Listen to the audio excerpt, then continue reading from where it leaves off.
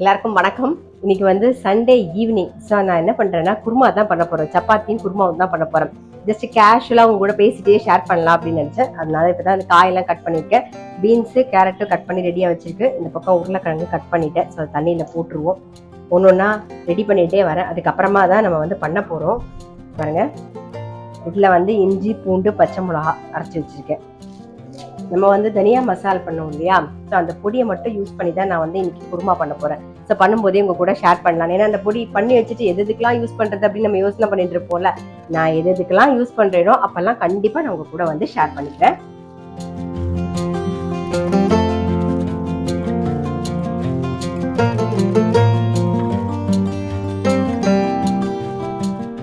இன்னைக்கு நான் எடுக்கிறேன் குருமா பண்றத. பட் மோஸ்ட் ப்ராபப்ளி நாளைக்கு தான் நீங்க வந்து பாப்பீங்க. சண்டே அப்படின்னாலே ரொம்ப லத்தாஜிக்காக தான் இருக்கும். நானும் இன்னைக்கு பயங்கர சோம்பேறியா தான் இருந்தேன். பாருங்க, காஃபி குடிச்சிட்டு பாத்திரம் கூட தேக்கல. ஸோ சிங்க்ல அப்படியே தான் இருக்கு. இனிமேல் தான் அதை செய்யணும். அதுக்குள்ள சரி பசி வந்துருச்சு. சரி, அதனால சப்பாத்தி குருமாவை பண்ணிட்டு மொத்தமா சேர்த்து பாத்திரம் தேய்ச்சிக்கலாம். இன்னைக்கு கொஞ்சம் இல்லை, ரொம்பவே சோம்பேறியா தான் இருக்கேன். எல்லாருக்கும் ஒவ்வொரு நாளைக்கு ஏதாவது ஒரு நாள் அப்படி இருக்கும் இல்லையா? ஸோ எனக்கும் இன்னைக்கு அப்படி இருக்கு.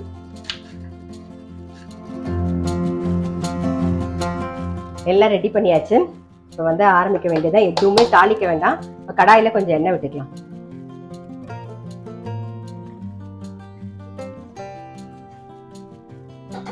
எண்ணெய் நல்லா காஞ்சிடுது. இப்போ வந்து வெங்காயம் சேர்த்துக்கலாம். இது கூடவே வந்து இஞ்சி பூண்டையும் சேர்த்துருவோம். அதோட பச்சை வாசனை போக நல்லா வதங்கணும். இஞ்சி பூண்டு நான் காரத்துக்கு பச்சை மிளகாயும் சேர்த்துருக்கேன். நம்ம வரமிளகா பொடி சேர்க்க போறோம். அதை சேர்க்கும் போது பார்த்து சேர்த்துக்கலாம்.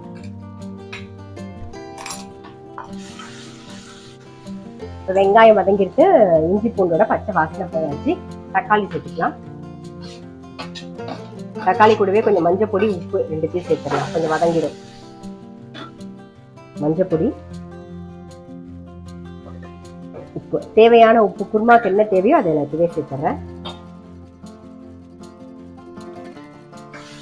வதங்கட்டும்.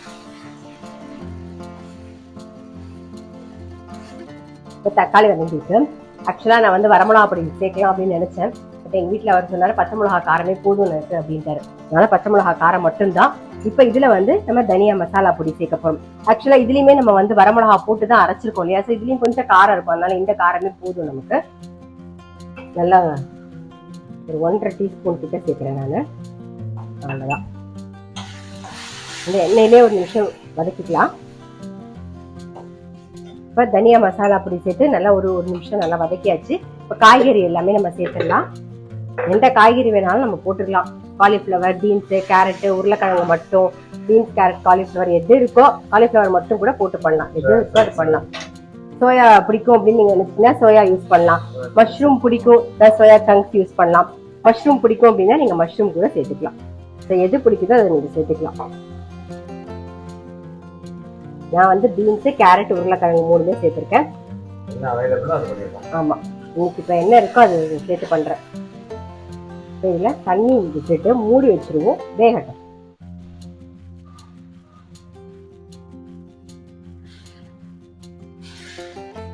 நல்லா வேகணும். ஸோ மூடி வச்சிடறேன், வேகட்டும். இது வேகிறதுக்குள்ள என்ன பண்ண போறேன்னா, இந்த இடத்த லைட்டா கிளீன் பண்ணிட்டு நம்ம வந்து சப்பாத்தி மாவு பிசையணும். ஸோ அதுக்கு ரெடி பண்ணிக்கலாம். காய்கறி அங்கே வேகிறது இல்லையா? அது வேகிறதுக்குள்ள பாத்திரத்தையும் இங்கே தேய்ச்சி கொஞ்சம் கிளீன் பண்ணிடுவோம். அப்பதான் கொஞ்சம் திருப்தியா இருக்கும் நமக்கு வேலை செய்யறது.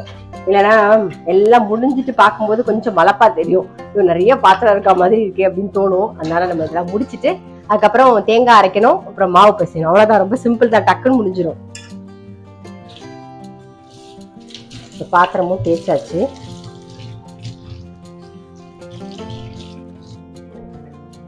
சப்பாத்தி மாவு பிசைஞ்சுக்கலாம்.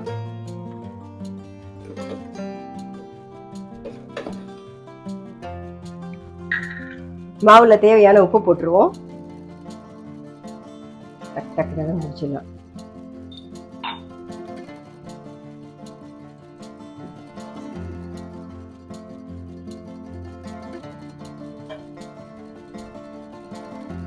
ஒரே ஒரு ஸ்பூன் வந்து எண்ணெய் விட்டுக்கலாம். சேர்த்து பிசைஞ்சு வச்சிருவோம். இந்த மாவு நல்லா பிசைஞ்சாச்சு.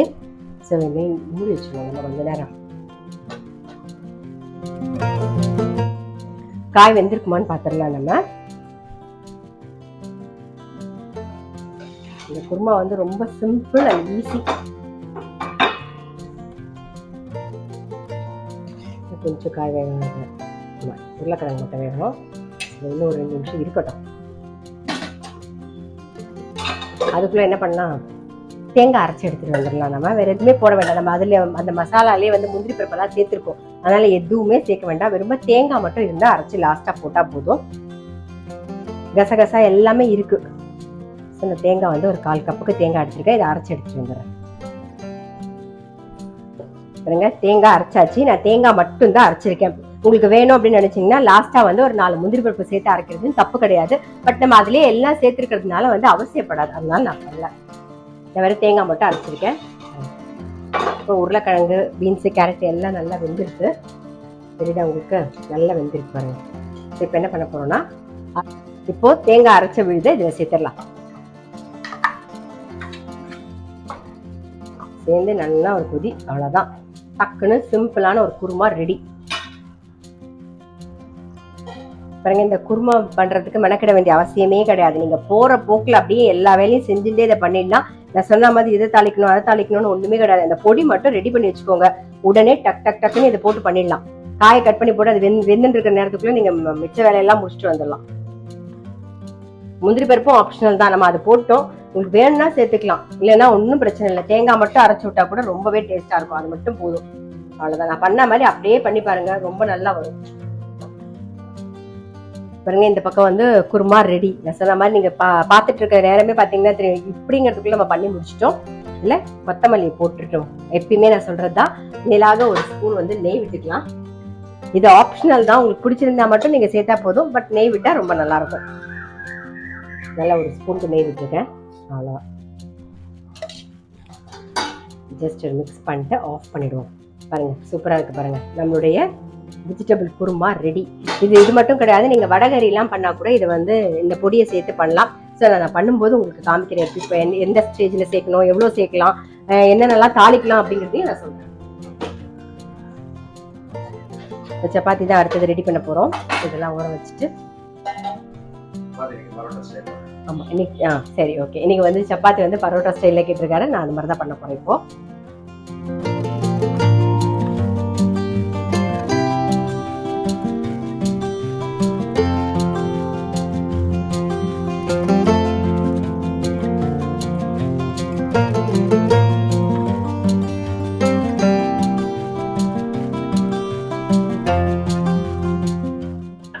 வந்து நெய் தடவிக்கலாம்.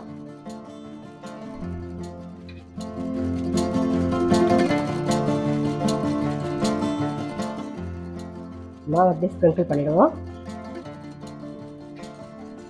அவ்வளோதான்.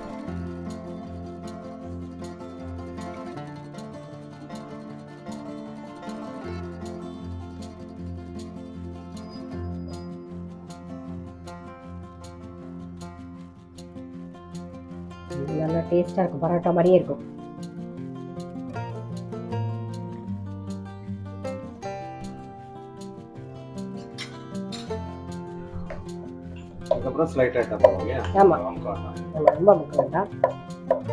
ரொம்ப திக்காயிட போறது இல்ல, வேகணும் இல்லையா, அதனால ஓரளவுக்கு லேயர் வரும்.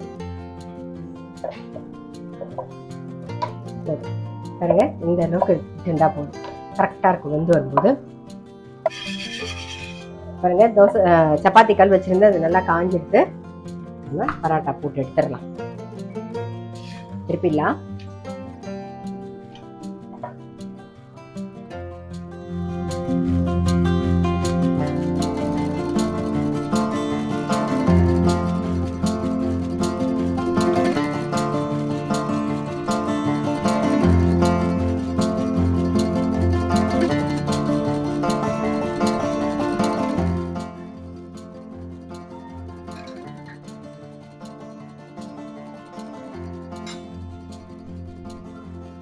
இந்த பக்கம் வந்துடுது ஃபர்ஸ்ட், இது அதையும் பார்த்துடலாமா?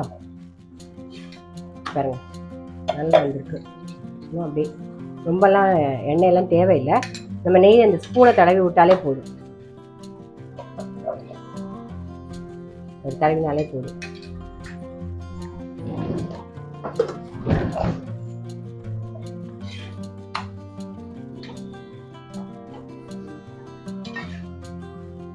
அவ்வளோதான். சரி, இப்போ இதே மாதிரி எல்லாமே பண்ணி எடுத்துக்க போறோம் நம்ம.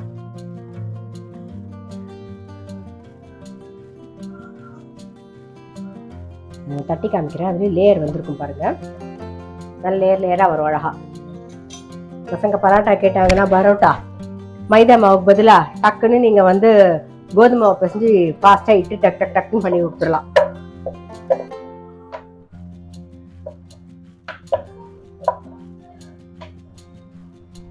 இந்த அளவுக்கு திக்னஸ் இருந்தால் போதும். ரொம்பவும் திக்காக வேண்டாம், ரொம்பவும் மெலிசாக வேண்டாம். பெரிய போட்டு எடுத்துருங்க பாருங்க. தெரியுதா உங்களுக்கு? லேயராக வந்திருக்கிறது பாருங்க. நல்லா லேயராக வரும். அவ்வளோதான், நம்மளுடைய பரோட்டாவும் ரெடி, குருமாவும் ரெடி. நல்ல சாஃப்டாக இருக்கும், நல்ல டேஸ்ட்டாக இருக்கும், சாஃப்டாக இருக்கும். ஸோ ரெடி, எல்லாமே ரெடி. டக்குன்னு பண்ணியாச்சு. ஆமாம், குருமா ஊற்றி ஊற வச்சு சாப்பிடும்போது டேஸ்ட்டாக இருக்கும். கண்டிப்பாக ட்ரை பண்ணி பாருங்கள். நான் சொன்ன மாதிரி பொடி அரைச்சி வச்சுட்டிங்கன்னா நீங்கள் வந்து குருமா பண்ணணுமா, ஐயோ இவ்வளோ வேலை இருக்கா அப்படிலாம் யோசிக்கவே வேண்டாம். டக்குன்னு பண்ணி முடிச்சிடலாம். நீங்கள் காய்கறிலாம் மட்டும் கட் பண்ணி ரெடி பண்ணி வச்சுட்டா கூட போதும், உடனே ஆகிடும், ஃபாஸ்ட்டாக ஆகிடும். பாருங்க, நீங்க பார்த்துட்டு இருக்கும்போது நான் பேசிட்டு இருக்க நேரத்துக்குள்ளேயே வந்து நம்ம குருமா பண்ணி ரெடியே பண்ணி முடிச்சாச்சு. குருமாவும் பண்ணியாச்சு, பரோட்டாவும் பண்ணியாச்சு. பரோட்டாவும் கூட சொல்லிக்கலாம், இதை எப்படி வேணாலும் நம்ம பேர் வச்சுக்கலாம். ரெடி ஆயிடுச்சு பாருங்க. இதோட இந்த குட்டி vlog-ஐ நான் வந்து முடிச்சுக்கிறேன். நம்மளுடைய பரோட்டா ரெடி ஆயிடுச்சு. அடுத்தது அப்படி அப்படியே பண்ணி சாப்பிட வேண்டியதுதான். டெஃபினட்டா நீங்களும் வந்து அந்த தனியா மசாலா பொடி ரெடி பண்ணி வச்சுக்கோங்க. குருமாவை ரெடி பண்ணி டக்குன்னு சாப்பிட்டு பாருங்க, அவ்வளோ டேஸ்டா இருக்கும். நான் அடுத்த ஒரு சின்ன vlog-ல உங்களை சந்திக்கிறேன். ஆமா, இன்னைக்கு டைம் இருந்தது, ஸோ எடுத்தேன். டைம் கிடைக்கிறப்ப கண்டிப்பா இந்த மாதிரி ஒரு சின்ன vlog உங்களுக்கு போடுறேன். ஆமா, ஒவ்வொரு நாளைக்கு ஒவ்வொன்னு இருக்கும். எப்ப எடுக்க பாருங்க, இது எவ்வளவு நல்ல லேயரா வந்திருக்கு பாருங்க. தெரியுதா உங்களுக்கு? ஸோ எப்போ எடுக்க முடியுதோ அப்போ கண்டிப்பாக எடுத்துட்டு உங்களுக்கு நான் கண்டிப்பாக உங்க கூட ஷேர் பண்ணுறேன். நானுமே அதெல்லாம் மிஸ் பண்ணுறேன். இப்படி உங்க கூட பேசிட்டே சமைக்கிறது நான் ரொம்பவே மிஸ் பண்ணுறேன். ஸோ இனிமேல் மிஸ் பண்ணாமல் கூடி முட்டை எடுக்கிறதுக்கு ட்ரை பண்ணி பார்க்குறேன். ஸோ டெஃபினட்டாக வந்து இந்த குருமாவையும் இந்த பரோட்டாவையும் ட்ரை பண்ணி பாருங்க.